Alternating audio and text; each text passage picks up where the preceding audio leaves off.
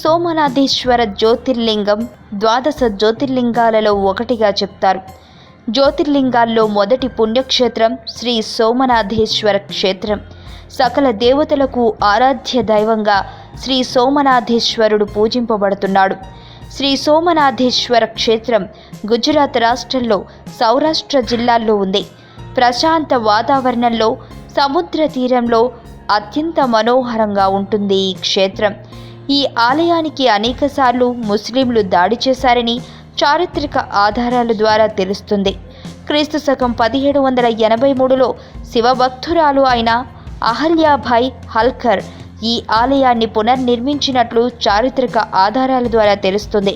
శ్రీ సోమనాథేశ్వర క్షేత్రం శివతీర్థం, అగ్నితీర్థం, సూర్యతీర్థాల సంగమమే క్షేత్రం. మొట్టమొదట ఈ క్షేత్రాన్ని చంద్రుడు దర్శించాడట.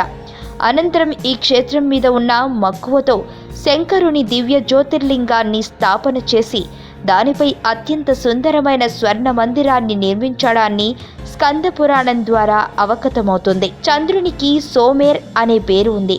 అందువల్ల ఇక్కడ శివుడు సోమనాథేశ్వర్గా ప్రసిద్ధి చెందాడు. గర్భగుడిలో 6 అడుగుల ఎత్తున పెద్ద శివలింగం ఉంటుంది.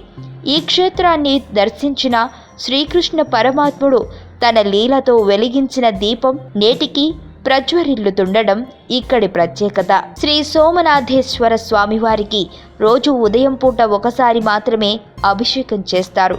ఇక్కడ ఉన్న చంద్రకుండలలో స్నానం చేసి సోమనాథేశ్వరుని దర్శించుకుంటే సర్వపాపాలు పోతాయని భక్తుల నమ్మకం. చంద్రుడే సోమనాథేశ్వరునికి స్వయంగా ఇక్కడ ప్రతిష్ఠించినట్లు పురాణాల్లో చెబుతుంటారు.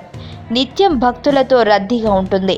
శ్రీ సోమనాథేశ్వర ఆలయ ప్రాంగణంలో కుడివైపు వినాయకుడు, గర్భాలయంలో ఎడమవైపు గణపతి, కుడివైపు హనుమంతుడు, ఆలయం బయట మండపంలో భక్తులకు ఎడమ ప్రక్కన సముద్రపు కెరటాలు వెత్తున ఎగసిపడుతూ ఉంటూ చుట్టూ చిన్న చిన్న మండపాలు ఉంటాయి.